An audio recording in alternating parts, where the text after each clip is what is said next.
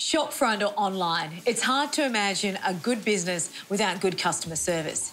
In fact, without it, your bottom line could bottom out. I'm Effie Zahos, you're watching The Franchise Show.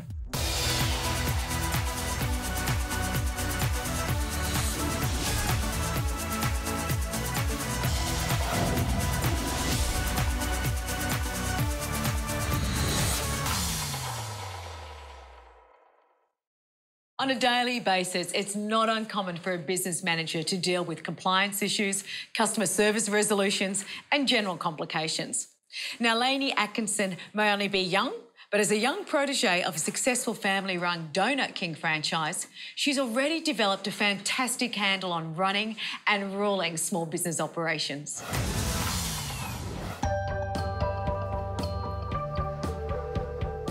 I personally took over the store in January this year as I graduated year 12. So it became a full-time job and it became something that I could further myself with. So, Lainey, how long have you been involved with Donut King? For Donut King itself, I've been involved in it since I was about 5 years old, just because this is a previous store that my parents have owned. But I've been in the franchise system since I was 11 years old. OK, so tell me about being part of a major franchise like this. I mean, do you have the freedom to choose individual elements? For instance, if you want to change that sign up there, or if you want to change some colours, can you just go ahead and do that?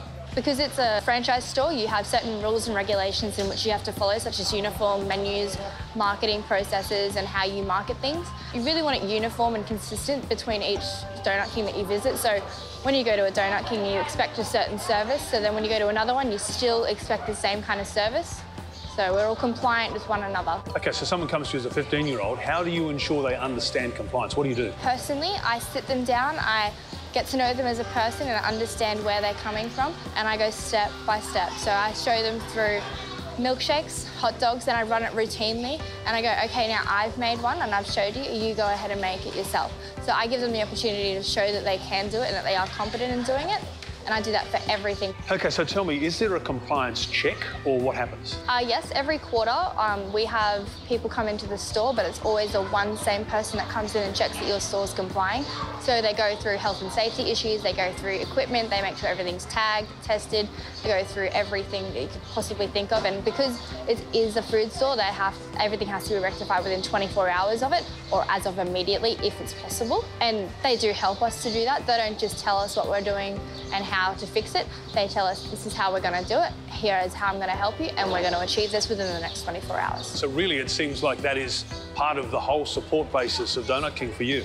They're very supportive. They're always wanting to help out. They always ask if you're OK personally, and they make sure that you're doing OK, that you're able to deal with the amount of pressure that can be on any given time. So when new things come out and there's certain dates where you have to start it, they make sure that you're able to start it at that date, that you're OK to start it at that date, and that everything's working well. Do you ever feel that here at Donut King you're on your own? No, I never feel like that, because I know I've always got the help that I need, whether it's centre management here at Harbour Town or if it's Donut King head office. I've always got assistance in the areas that I need. Well, how many employees do you have, and how difficult is that managing all staff? I have 17 employees at the moment. We all have like a group forum where we all talk and discuss things. So if something's not cleaned, we'll write it on there and go, hey guys, just a reminder, this wasn't cleaned last night, make sure we're checking it and make sure it's being done. And everyone sees it, reviews it and knows about it. So Lainey, when that gentleman there and that lady there and that woman there come and ask for their donuts, do you think that they're worried about compliance issues?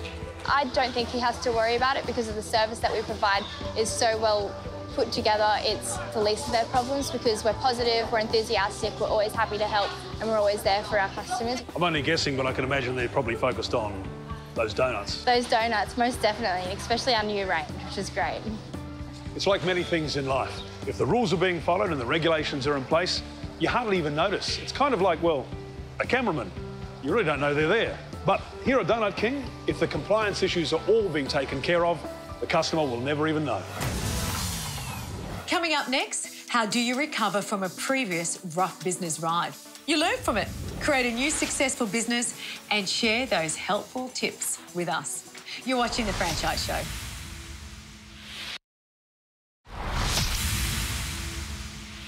Welcome back, I'm Effie Zahos. It's always great to see small businesses succeed, but sadly, statistics show around 60% fail within the first 3 years.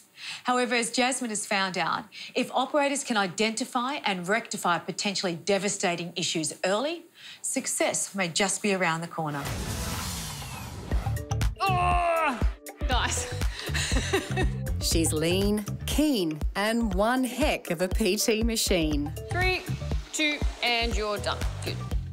Chantel Coleman is a PT and gym business owner, but despite her strong history in the health and fitness industry, it still wasn't enough to help ensure her first business performed in tip-top shape. I guess, first of all, I was trying to run it by myself, essentially, but also for what I wanted to do in terms of my vision and where I wanted to sort of see the business go, I couldn't do that within the restraints of the existing brand. 24-hour gyms really took off all of a sudden, as you would have noticed. And it became such a competitive market that clients could literally just gym hop. So they could go from one, check the price, go to the next one, check the price, to the point where gyms were selling their memberships at cost price. So essentially, they're going to go under, which is what started to happen. Sadly, the chance of your business surviving is less than even a modern marriage. So most businesses, in terms of 66%, are gone in the first 12 months.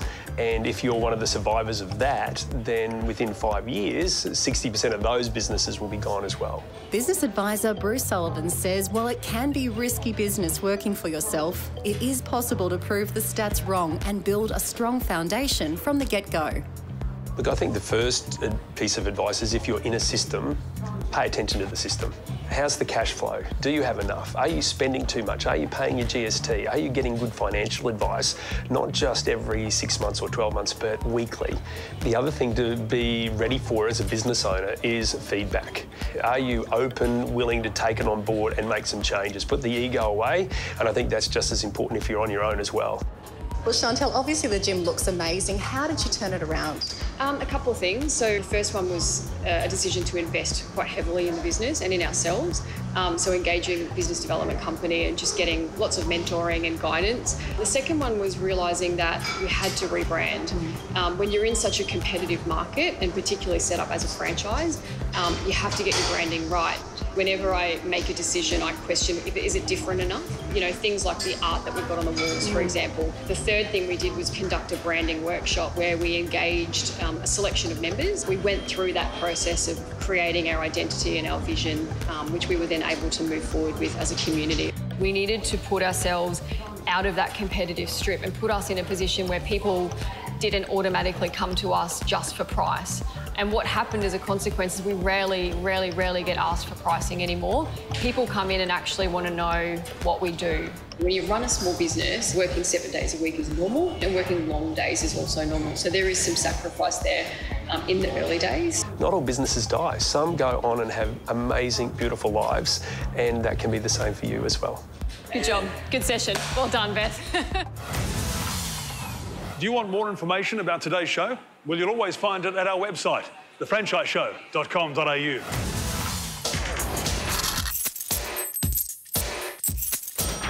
Now, most franchises run smoothly, but around 1 to 2% end up in a legal stoush with their franchisor each year. And a problem area tends to be compliance. Franchises who don't go along with the terms of agreement are almost certain to end up at loggerheads with the franchisor. Simple things like not wearing the correct uniform or introducing new products that haven't been approved by the franchisor have triggered legal action in the past. Now, it may seem unfair, but to a franchisor, it's important to have the brand represented correctly. And non-compliance, even by just 1 or 2 franchisees, can affect the reputation and income of every other franchisee in the network. We've already seen this with a recent high-profile scandal of underpaid staff at some 7-Eleven stores. The Franchising Code of Conduct calls for both parties to enter into a franchise agreement in good faith. And that means franchisors need to be honest about what you're buying into. And for the franchisee, it means being prepared to go along with what the franchisor expects of you. Now, it's an area where an ounce of prevention is worth a ton of cure. Getting caught up in legal action with a franchisor can really rack up tens of thousands of dollars in legal bills, and it can potentially cost you your business. If you are considering jumping into a franchise, Think of it like getting into a marriage. Pick your partner carefully. Be sure you understand each other and have clear communication. Above all, ask your solicitor to review the agreement so you know exactly what you're getting into.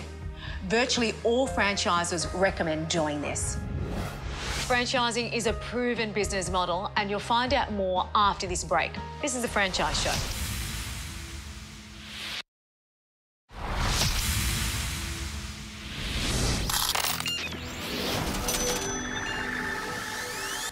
Compliance is the act of conforming or cooperating with the relevant legislation or regulator in relation to your business. Compliance is important because it can have significant impacts on your business, much broader than just financial implications if you are non-compliant. If you find yourself in a situation where you are non-compliant, it's really important that you do not ignore the notice that you receive from any type of regulator.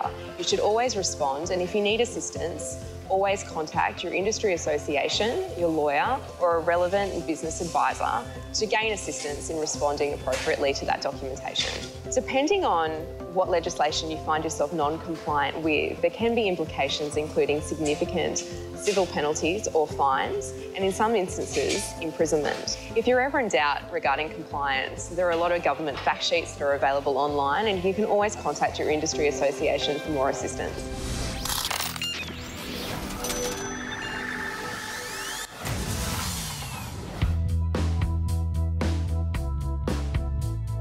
Books and Gifts Direct, we cut through all the red tape. We are a retail chain, but a very unusual retail chain in that we don't have shop fronts. What we have is we have little cardboard boxes that go into workplaces. You're seen by an average of 12 people in every workplace, and it could be as much as 200 people.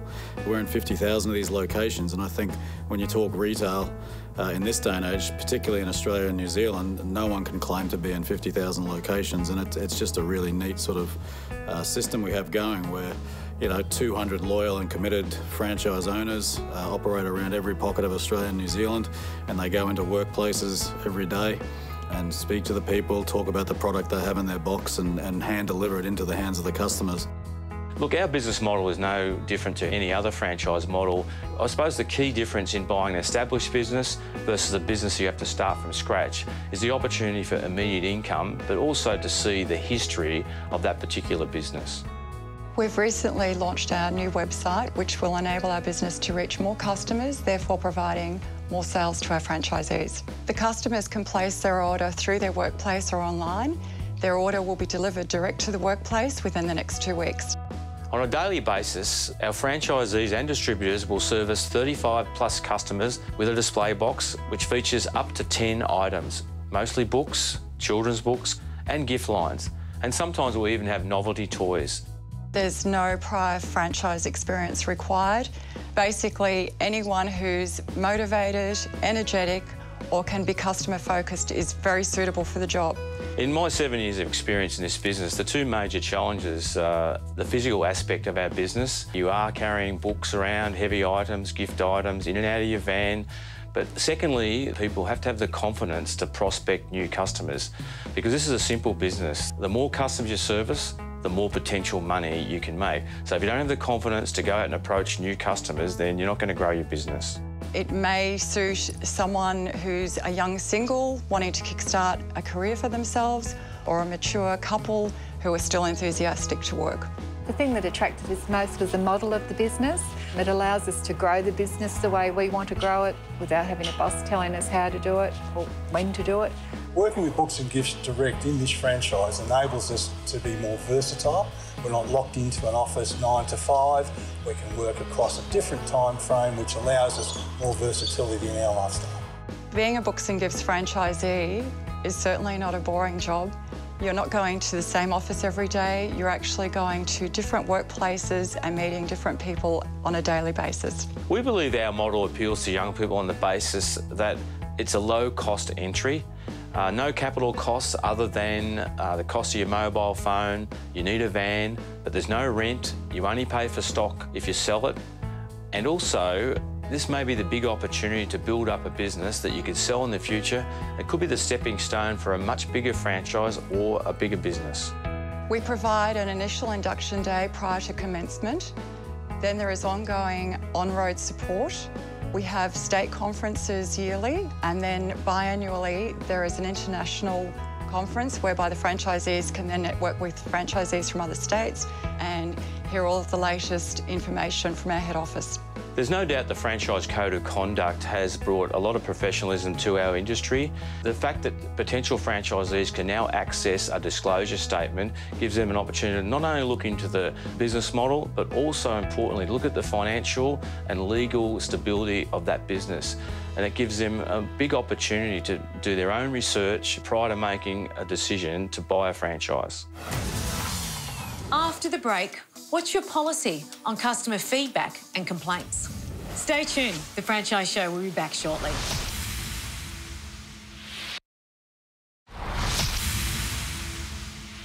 Like it or not, our social landscape has changed. How we communicate, how we operate, how we complain. More and more customer dissatisfaction is being vented online. So Darren found out how businesses can help manage and diffuse such social situations. It's not uncommon for people to complain when they have a bad experience, but it's how they complain that has changed. No longer do they write a letter or make a phone call. These days, they're going online. If it was something really bad, then obviously I would put it on social media. I'd write to them on Facebook, show them up. Okay. And then they'd respond to you. They respond. If you do it by letter or email, they don't care. If you do it on their Facebook, you'll get a response. If it goes onto social media, other people read it as well. And if they go there and experience the same thing, then it compounds, doesn't it? And so they lose clients. Social media is by far the most powerful tool that businesses have available to them these days. There's two different ways you can use social media as a business tool. One is for new customers, and that's things with discovery and reviews. So someone's looking for a business and you want them to pick yours and discover yours. And the other thing is with your existing customers, it's keeping them up to date, it's communicating with them. It's also a channel where increasingly people will ask questions and ask for information. Michael Wedemeyer is from Niche Studio. He says while businesses everywhere are going social, part of the savviness must include strong content and fast response times to customer interaction, including problems. The biggest downside with social media is that it's a conversation which is happening whether you're there or not. It's someone that actually has had a legitimately bad experience, and there is an opportunity there for you to learn, for you to do better and for you to help them. And that's the thing pretty much consistently. Most people that have got something bad to say, it's because they generally are unhappy and there's an opportunity to fix that. So when you do write a review, when you are, and there might be criticism in it, do you expect a response? I've always had a response, yes. I literally wrote to them on Facebook. It wasn't great, the service wasn't great, I thought it could have been improved. It was at a restaurant back home, so I did it on their Facebook and they sent me vouchers. There we go. You want to have a situation where you've cultivated hundreds and hundreds, or if not thousands, of positive reviews and a community of people who love you and would miss you if you weren't there. So do you think that social media is playing a big part in people lifting their game? Yeah, 100%. It's a huge thing. If you're not on social media as a business, then are you even a business?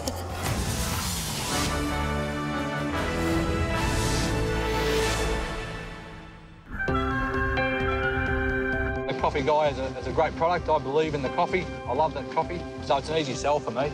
It's a pretty competitive market, particularly down here in Geelong. And some people might see that as a disadvantage. I saw that as an advantage. It told me there was plenty of work on offer, plenty of opportunity. And then when I looked into the Coffee Guy brand, the systems, vehicle, it all made sense. And hot drinks are an easy sell. Coffee being what it is, and once you get your customers locked on, they're very, very loyal.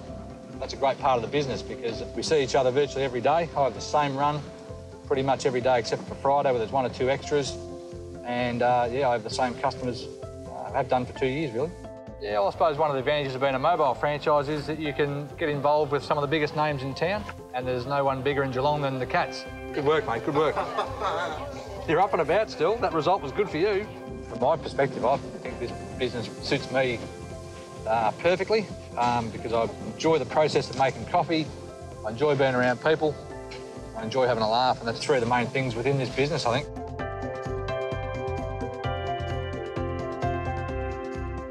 Customer service is A1. This little business here, it's a very personal customer service because, in my business, I see these guys, every day. So you get to know people really well. You get to know their families, you get to know where they're going on holidays, you know. Yeah, it's a very personalised customer service. Every day you're working, you're training. You should be aiming just to get better at your coffee skills every day. The better you can supply the product, the more they want to come back and the more they get you back. So it looks after itself. Yeah, the Coffee Guy may only be a new brand down here in the south, but it's been received really well. Once I saw this van and this brand, you know, I was sold. It's great.